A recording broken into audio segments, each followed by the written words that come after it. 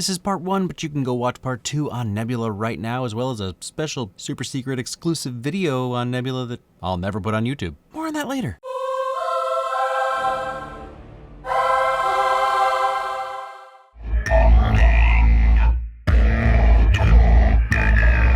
What an encapsulating and powerful line to open on with the same Sardaukar throat singing from part 1. Also, as a person who makes his own subtitles, I appreciate the synced up text being on the same line. 9 seconds in, we'll be through this one sometime next year. Perpetrated overnight, without warning or declaration of war. By morning, the Atreides were no more. And now that our main characters have already had a movie to be established, we get our princess narration. And she's briefly reminding us what happened in part 1, connecting her to the story we already know rather than just being a pretty face gabbing exposition. For I know he loved Duke Leto Atreides like a son. And I think that's actually true, making sense of the dark turn the score takes here. Rabban did do a decent job liquidating the Atreides, so it's nice to see him get a little recognition, even though we can already see this is all way too much for him and he will fail. Don't look directly at it, Paul! Or do, I don't really know the rules of your celestial bodies, but it's pretty either way. I'd probably be blind by now. Stay here. Following directions. Nice quick little reminder that gravity is basically just a suggestion to the Harkonnen and Sardaukar, which always makes for stunning shots and awesome moments. And as usual, everything about the design of this movie is just absolutely killer. The otherworldly suits that I thought were awesome in part 1 are still awesome, maybe even awesomer now. I mean, did you expect this when bro said climb? And see what I mean about the shots? Hey, you should play a drinking game. Every time I say shots, you do a shot. You definitely won't be dead within 8 minutes. Please don't do that. Anyone else getting Jodorowsky's Dune score vibes? I'm just always here for the rattling, painful sounding synthy score. Denis and his DP Greg Fraser always make Arrakis so beautiful and unfamiliar with the crisp contrast of the black Harkonnen suits against the orange desert. At first I was like, come on now, it doesn't matter how far your scope can zoom, though that is impressive. It's not gonna make your shot any more accurate. Oh, it's a laser. Yeah, that checks out.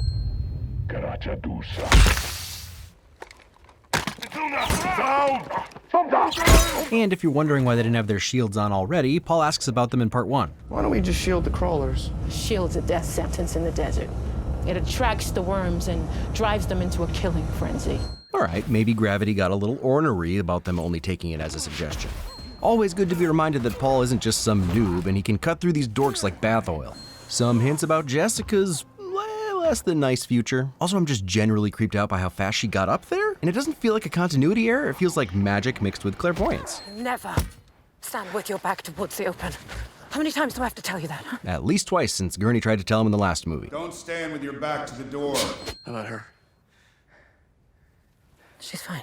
Aw, concern for your creepy sissy. This is one of those things from the books where you think, how are they gonna do that in the movie? And then you see it and you think, yeah, no, that's exactly it. Don't let that out. Don't let it out. I tell myself the same thing every time, which only ever leads to vomit on the walls. Some water just isn't great. Still a fun world-building detail that even puke is worth saving. You fought well. Once you woke up. Ha! Flirting. She noticed. Brutal. I love the constant distinction between the undisturbed sand and the paths that the Fremen walk. Still so many teeth.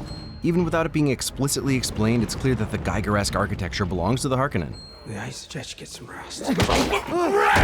No, I probably wouldn't suggest anything to Rabban. At all.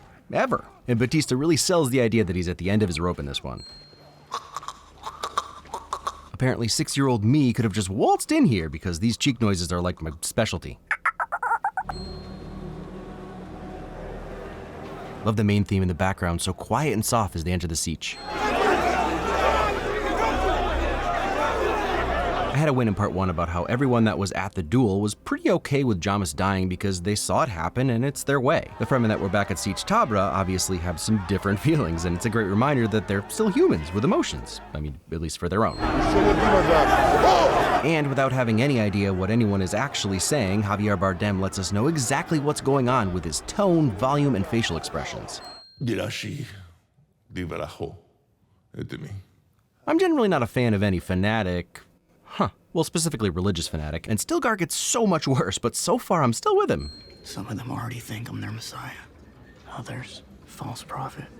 That's the only way I can get to the Emperor. This moment does a great job of reminding us why Paul would be on board with everything that follows, which can be easy to forget. He gets sidetracked, obviously, but this is where it starts. Simple revenge. Love the juxtaposition of how the dead Harkonnen are treated versus Jamis, since he's Fremen. That's... I'll never give your water away, not even for the dead. Not much else could hammer the sanctity of their aquifer better than some light tear stealing. What else is left to do then but to return your water to the well? Oh. And even Stilgar knows that's a little silly. Fulfill our self-fulfilling prophecy or die isn't the greatest conundrum to ever arise. Is it dangerous? It's lethal for men. Chekhov's Lisan al-Gaib. Stilgar? He's from the south. You didn't notice his accent. It is an amazing accent. This was even confusing in the book, so it's nice that they kept the WTF is actually happening here vibe. It's no miracle. My mother was trained to do that. Poison transmutation is something advanced Bene Gesserit can do. The books also toy with the idea as well, but Denis is the first in the visual medium to really make us question what's real and what's not. And the fact that even the tricks can be or become part of the prophecy? Mwah. Nezi hajega giftak. Smart to drop that line in Chekhovsa.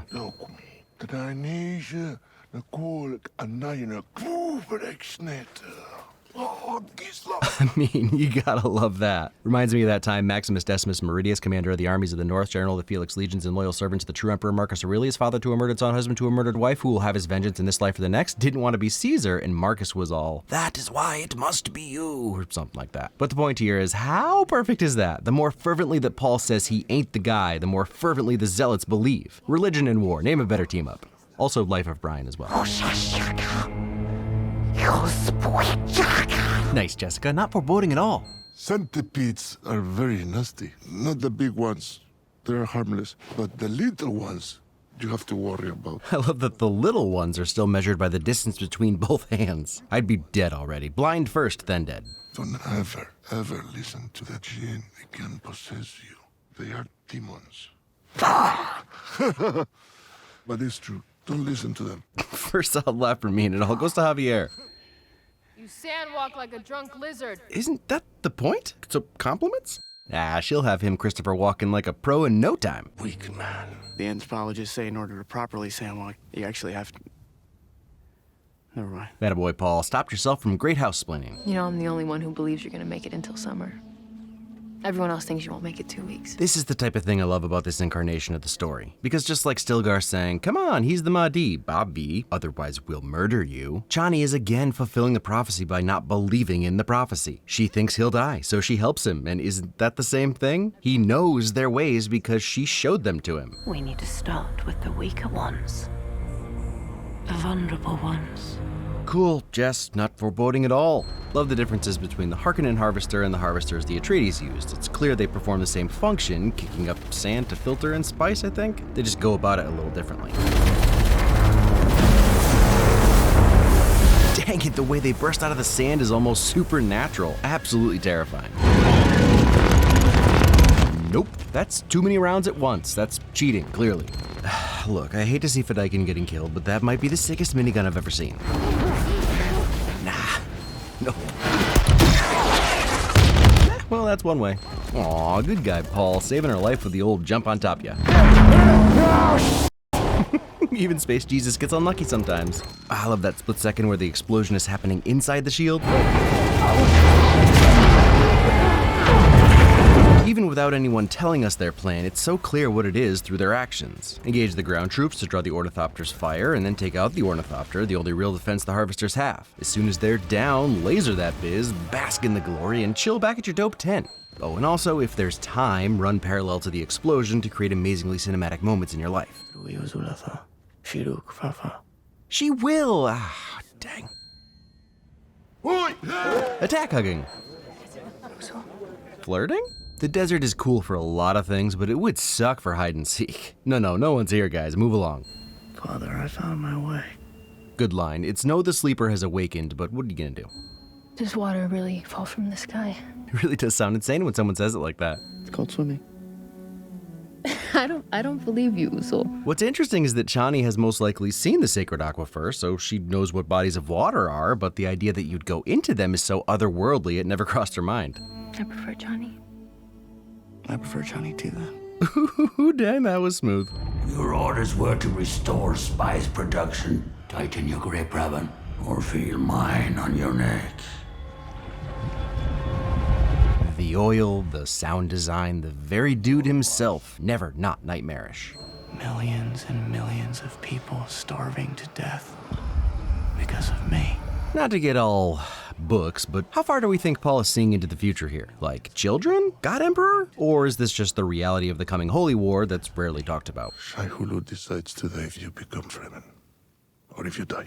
And I love Javier Stilgar. So matter of fact, but not in an Anton Chigurh kind of way, like a fun dad who also runs a cult you're born into. I've always been curious about this because Paul does turn a dial on the thumper, which I assumed was maybe a timer, but Stilgar also said he tuned it himself. And my guess is just that the Mahdi can summon whatever he wants, but it's so nebulous that I would believe it if someone said Stilgar did it to further fulfill the self-fulfilling prophecy that he keeps self-fulfilling. Love the uncut shot of Paul pacing, just waiting for the giant toothy monster to come give him a ride. We can feel it with him. Nah. Now that's an old man of the desert. Paul just keeps saying okay, and that's about as realistic as it gets.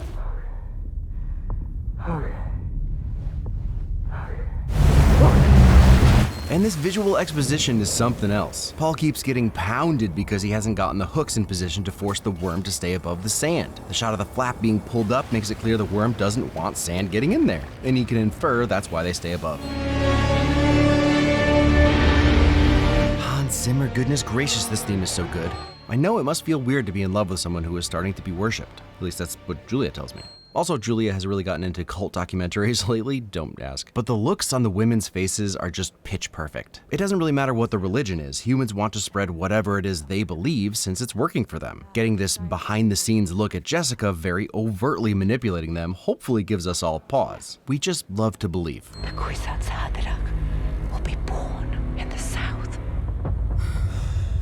What a hard cut. From in utero Aaliyah and Jessica talking about Paul's rebirth to, well, you know. And this movie leaves out some things that really spur on Paul's desire for a holy war, but it's a cool cut, is all I'm saying. As long as I breathe. Ha, he does stop breathing for a bit in a short while, but I'm confident that he still means it. The way they look at you, I worship you now. And just some pretty people, you know, it's pretty people in this movie. I'm the Messiah. Well, not yet. We thought Dune was unfilmable, just wait for the one where a toddler starts swinging a knife around. Tell her that's because our mother keeps spreading dangerous tales. Love that little lip twitch from Jessica. Paul is her main focus and priority, but she's still not gonna be annoyed if he's not fully on board with the grift. It's not a prophecy. It's a story that you keep telling, but it's not their story, it's yours. I mean, in a universe where you know so many religions are a direct result of missionaria protectiva from women with actual magical powers, tomato, tomato? What your people did to this world is heartbreaking. We gave them something to hope for. That's not hope! Shades of the Muad'Dib we know and love coming through. I'll be waiting for you. All of us. Tight, J-Money, not foreboding at all. It's not the Ojacha, Shai Hulud. What's funny about that line is that in the book, distances are often measured by number of thumpers used because Shai Hulud will get tired and go sulk, so the Fremen will have to lure another worm to continue the journey. What don't we get in this movie? It is fantastic to get a beautifully shot and expertly acted film that also goes hard with explosions. Look at that thing, seat rattler, the shockwave. Even these simple shots of the Ornithopter cavalry taking off are just beautiful. Time to put a little Dramamine in the old Harkonnen blood cocktail. Good enough for cooling systems. And even the Harks have transition lenses. To be fair, those rocks had it coming. Oh god, that's so cool. The Fedaykin's tactics are always so consistent. Take out the legs, kill them while they're supine, and then disappearing again like a ninja. This movie moves a lot faster than both the miniseries and Lynch's movie, but I'm totally sold that Paul is a terrifying dude to those that stand against him. Muad'Dib is a legend already, and it doesn't matter how big and crazy you are if you see a guy slowly emerging from a cloud of dust carrying a knife when you have a gun and everyone around him is chanting his name. That level of confidence is reason enough to book it. And this is also a moment where the casting shines. 99.99% of the time, you put Drax and Wonka next to each other and nobody bets on Tim Shuri. Seeing BC Rabbit run away and looking terrified while doing it really hits home how scary Muad'Dib is. I promise I got all the names out of my system. Muad'Dib, the prophet, the one who points the way. Begs the question again if Paul knew he was picking the right name with Muad'Dib, or is it just part of the prophecy that he would? What if Paul Atreides were still alive? Dang, you should just let Irulan run shiz. We don't hope. We plan. That sounds like arrogance, unless you know about the Bene Gesserit's Missionaria Protectiva, where they legit planted seeds all over the galaxy just in case. Austin Butler's workout routine. He proved it in Once Upon a Time in Hollywood, but for an absurdly good-looking dude, Austin Butler is a champ when it comes to looking real messed up. Ooh, you gotta love that. The black and white wasn't a stylistic choice, even though it would be dope anyway. It's a choice about the black sun, atmosphere, and physics of Getty Prime. It's so bright, it bleaches all the color. That's why we can see the color draining from the Baron as he comes into the light. Such a perfect contrast to the vibrant and oversaturated colors on Dune. I have no idea what the Bene Gesserit's robes turning white in the sun means, but I'm gonna go with... The Harkonnens are so evil that they even make the witches look good in the light of day. Okay, most of the stuff on Getty Prime seems bad, but black gooey symbiote-looking fireworks? Sign me up for a box. It's funny, when Fade Rotha emerged, I wrote a note in my script that says, "Score is offensive," which is true, listen. But boy, was I putting the cart before the horse. We rarely get strings that make us feel so uncomfortable. The dissonance, the whining, it makes me tilt my head and squint to try to make the clashing notes sound okay. The dehumanization is so very on brand, almost poetic. Yeah, I guess psychotic was an apt qualifier. He does lean into it, but I like the brief moment where Fade is thrown by the fact that the cheat code isn't working. Generally, I assume a creature means to eat me or at least kill me when the captions describe its sounds as chittering, but I guess they're just his bodyguards in silly hats. Still, maybe they could teach me how to chitter? Either way, there definitely are weird spider goo monsters of Part 2, and I love them for it.